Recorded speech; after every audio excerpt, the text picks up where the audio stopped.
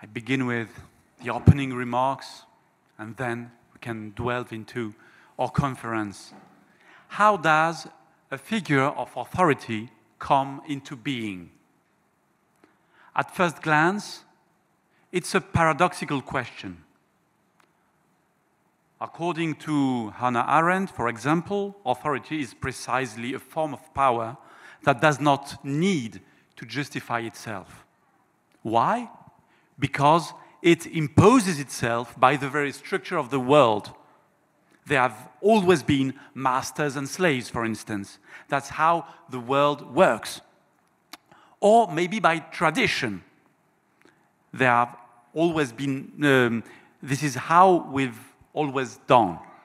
Or maybe by divine origin. The strength of authority, anyway, lies in the claim that it never began. It has always been there. That's why probably Hannah Arendt isn't interested in how authorities emerge. What interests her, like many modern thinkers, is the crisis of authority. The fact that what once seemed self-evident no longer is. In her view, modernity is defined by this loss, by the collapse of shared frameworks and the vacuum that follows. Arendt never knew the Salafi movements. One can imagine she would have been intrigued. Here was the reappearance in modern times of ancient figures of authority reasserted in response to the cultural crisis. But that's not our topic today. We know that. Even if a lot of people are asking, oh, you're having a conference about the Salafis. No, it's about the Salaf. That's, of course, different. It's more original, probably, but also more delicate. If authority, by definition, claims always to have existed, how does it begin? How does it emerge, take shape, and impose itself? How does one become someone whose authority has always been assumed? The question leads us to the Salaf, the early generations of Muslims, maybe the three first generations, according to the famous hadith about the three generations that are the best in history, the three Qurun, with all the questions about what does Qurun mean in the hadith. These figures are not just another version of the golden age topos. They are more than a nostalgic reference to the past. They are a unique figure, central to the formation of Sunnism, and they are deeply tied to what Cornelius Castoriadis called a social imaginary. The shared meanings a society produces in order to understand itself and to build a common world. Let me be clear, the Salaf are not imaginary in the everyday sense of the word, of course. These early generations certainly existed, but they lived in a world that remains, for historians, largely undocumented. We know very little about them, and far from undermining their authority, this obscurity seems to reinforce it. That is what I'll call the paradox of the Salaf. An extraordinary degree of authority is given to people we know almost nothing about. At best, we have lists of names, a few anecdotes, and almost no writings at all. It is that paradox that this conference sets out to explore. The authority of silence, as Francesco Chiabotti aptly called it, and which gives our event its title. This formula, the authority of silence, first came up in a talk this scholar, Francesco Chiabotti, gave last year during a 2-year seminar we hosted at the Dominican Institute. You mentioned it, Emmanuel, here in Cairo. That seminar was a first attempt to map the field. The silence of the Salaf, it turns out, is also the silence of scholarship. No monograph has been devoted to the subject, and detailed studies are quite rare, even if good. This allowed us to sketch in the seminar a few guiding threads, not as conclusions, but as a starting point for our work today. And that's what I'll try to explore with you. First, the silence of the Salaf is extremely important in the formation of Sunnism. One way to define Sunnism is as what is not Shiism. And for many early Sunni thinkers, Ibn Hanbal, for instance, the difference lies in a basic stance toward the companions of the Prophet. The term, negative name, Rafida, refers to those who reject the companions. The Shi'i tradition, in turn, replaces those companions with other founding figures, the Prophet's family, or close followers such as Al-Miqdad ibn al-Aswad and others who tied a break with the group that gathered at the Saqifa. But it is not just a matter of approving or rejecting certain historical names. The Salaf play a specific role in the gradual shaping of Sunnism, and the timeline reveals it. First, the thing comes before the word. That is, the authority granted to the early generations is evident well before the term Salaf takes on a technical meaning, which only begins to appear in the 10th century and becomes dominant in the 11th. This applies in theology, in Sufism, and in Quranic commentary. The question then is, what role were they being given? In the ferment of early Islam, we know that there was a growing interest in preserving the memory of the prophetic period. This is the world of the traditionists who transmitted that memory in the form of narratives mainly. There was an important shift in the 9th century, both in what hadith were collected, in how hadith were collected, and in what the term hadith itself meant. In the early 9th century, hadith could refer to sayings of any respected figure. The Prophet, of course, but also the companions, the followers, and well-known jurists. In the Musannaf of Abd al-Razak, beginning of the 9th century, Abd al-Razak was Ibn Hanbal's teacher. Only about a fifth of the reports are from the Prophet. The rest are from the companions and more broadly from what we now call Salaf. In Malik's Muwatta, more than half of the reports come from the companions of the followers, and there is no strict hierarchy between them. Sometimes a follower is given more weight than a companion. By the end of the century, this changes. A now familiar discussion appears between hadith, which must be prophetic, and athar, reports from others, meaning the Salaf. In Hanbal's collection, his collections, but especially the Musnad, we can see this separation becoming more formal. Most reports are from the Prophet, with some from select companions, like the Caliph Omar. In other words, before the Salaf are valued, they are first set aside. In early sources like Malik's, the entire early community is the bearer of the Sunnah. This is the idea of the practice of the people of Medina. But a new movement begins. The words of the Prophet are increasingly singled out, and the voices of the companions are moved into the background.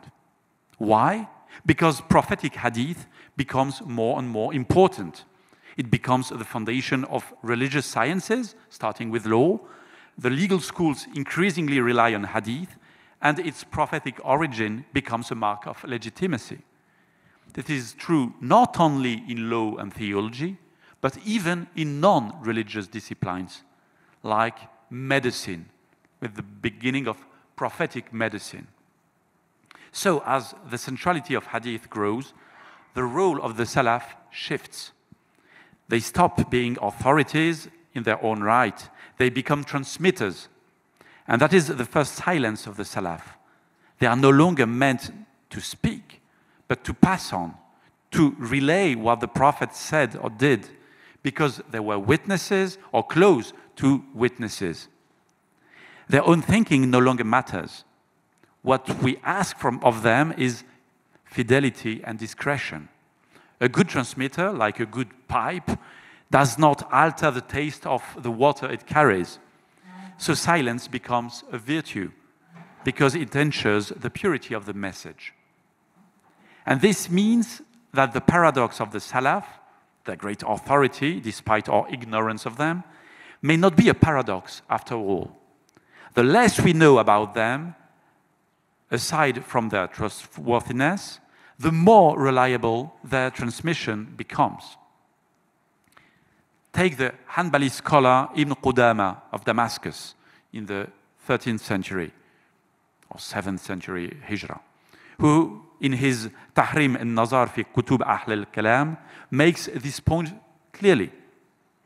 For him, the main virtue of the Salaf is precisely this fidelity in transmission.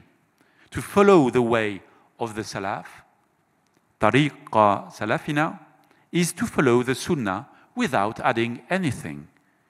To differ from them is to innovate, to distort or expand what the Prophet said. In this way, the Salaf are a metonym from the Sunnah. They represent it not through their own teachings, but by having passed in without change. This is why they become the emblem of the traditionalist school. We'll see, I'll talk about this tomorrow, how the doxographer Al-Shahrastani calls the traditionalist movement the party, the group of the Salaf. A few centuries later, the historian Al-Makrizi contrasts the school of the Salaf with the rationalists, now meaning the Ash'arites, since the Mu'tazila had long faded. Is this silence a sign of ignorance? Very few would say so. There are debates about how learned the Salaf were in different fields. In general, this silence is seen as a deliberate choice. They were the most learned of people, but also the most restrained. Once the Salaf are reduced to the status of mere transmitters, they begin to matter for different reasons, not for what they said, but for what they didn't. Their silence becomes their strength in three distinct ways.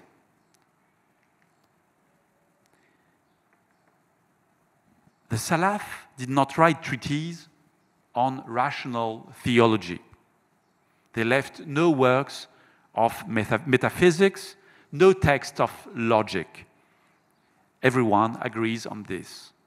And everyone also agrees that this was not due to ignorance, but by choice. How should we understand that choice? Traditionalist scholars see it as an argument against theology, against kalam and speculative sciences. If the Salaf, the best of the generations, avoided kalam, then that science must be unnecessary at best, dangerous at worst. But others interpret their silence differently. The Ash'ari theologian Al-Juwayni, in the 5th or 11th century, agrees that the Salaf transmitted the revealed formulations without seeking to explain them. But the reason he gives for this is very different. He writes, they understood, the Salaf, they understood that after them, there would come people whom God would choose for the intensity of their effort, He's speaking about himself, of course. The breadth of their understanding, their intelligence and discernment. That is why they refrained from engaging in these questions, remained concise, and were content with hints. In other words, El-Juwayni sees in their restraint this restraint not as a model to follow, but as a sign of modesty, a decision to leave to future thinkers what they were themselves not ready to take on. This is why El-Juwayni allows himself to go further than the Salaf, even as he agrees with the traditionalists on how to describe their stance. They faithfully transmitted the Prophet's words, but refrained from interpreting them. Now, we know that by the end of his life, the same Juwayni appears to have renounced much of his earlier work. He famously asked to die professing the creed of the old women of Nishapur, a gesture often read as a return to the path of the Salaf. But this late turn does not imply a change in his view of them. He still sees them as agnostic on theological questions. He no longer wants to go beyond them, but to imitate them. This is not necessarily a contradiction. In the first case, his position was theological. In the second, it is ethical, a position of reverence and humility before God. Indeed, the silence of the Salaf can be understood not as a doctrine, but as an attitude. Among the traditionists, their ethic of transmission is praised. Sobriety, fidelity, accuracy, a kind of ethical literalism. But among the Sufis, another ethic develops, that of the suhbah, of companionship, modeled on the Sahaba, the Prophet's companions. The goal is not to imitate their opinions, but their way of being together, their loyalty, their brotherhood, their way of living community. In both cases, what we are seeing are projections. We have no ancient sources describing an ethic of transmission among the Salaf, nor of a Salaf ideal of companionship. These are imagined reconstructions, but not in the pejorative sense, not in a negative meaning. This is precisely what social imaginaries do. They produce what a community needs in order to institutionally define itself. And this leads us to the third function of silence, perhaps the most powerful. The projection of contemporary concerns onto the Salaf is one of the most striking patterns we encounter during the seminar. Their silence makes them usable, available, malleable. Many authors use them to justify their own views, attributing to the Salaf positions that the Salaf themselves are not there to deny. Traditionalists and literalists are an obvious case. They claim that their rejection of rational theology, their emphasis on unmediated tradition, mirrors the practice of the Salaf, even on issues the Salaf never faced, such as divine attributes. A silence quickly becomes a theological thesis. But this availability to reinterpretation explains why the Salaf become a transversal authority. They are not, or not all the time, the emblem of a single group, but a shared reference for many. They appear in legal manuals, Quranic commentaries, theological treatises, and Sufi texts.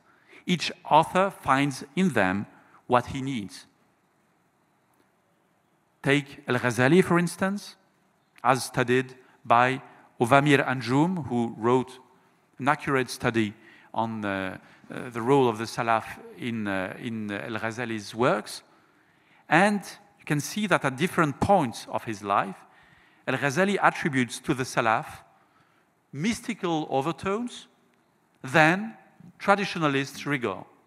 And it comes with his own developments. Or Ibn Taymiyyah, for whom the Salaf become the basis for bold and activist theology, his own theology. We could scoff at this availability to reinterpretation, but that would miss the point. An authority figure does not serve to produce a specific opinion. It serves to forge a shared identity, to create cohesion. Its function is not just theological, but also sociological. And from that perspective, it is precisely their silence and the availability to reinterpretation it allows that made the Salaf such an enduring figure of authority. They are not the property of one camp, one group. They become a collective heritage, a common symbol for the entire Sunni tradition. As Cornelius Castoriadis would put it, this is the work of the social imaginary. The Salaf, as a loosely defined figure, become available for creative reinterpretation. The silence opens a space, and successive generations fill it with what they need. This is what Castoriadis calls an imaginary instituting, not just the preservation of a tradition, but its continuous reinvention through forms that appear old, even as they say they serve new purposes. Our conference, today and tomorrow, does not claim to sort good uses of the Salaf from bad ones. It is not about correcting errors or denouncing misreadings. What we aim to do instead is to understand how historical individuals became, as a group, a lasting source of authority. How these figures, so elusive in the sources, came to structure centuries of Islamic thought. We will hear from scholars of law, exegesis, mysticism, and theology. Some will examine terminology, others will explore how the Salaf were constructed in discourse and how their authority was activated through legal or theological mechanisms. Their approaches differ. Sometimes they complement each other. Sometimes they even probably contradict each other. But that is exactly what makes these 2 days so valuable. So in the name of Dr. Ahmad and myself, I want to thank all of our speakers who came from far away. Thank you for these long trips and all these visa issues, even if you were a little bit afraid until yesterday. Thank you really thank you for accepting our invitation. Thank you warmly for traveling. I would like to thank also the American University in Cairo, who is hosting us today in this beautiful hall, and the Dominican Institute of Oriental Studies, and of course the institutional partners who helped make this gathering possible, particularly the European Union. And I thank you too, all of you, for joining us. I wish you a very fruitful conference, and may the Salaf, in their inscrutable silence, continue to make us speak for a long time to come. Thank you very much.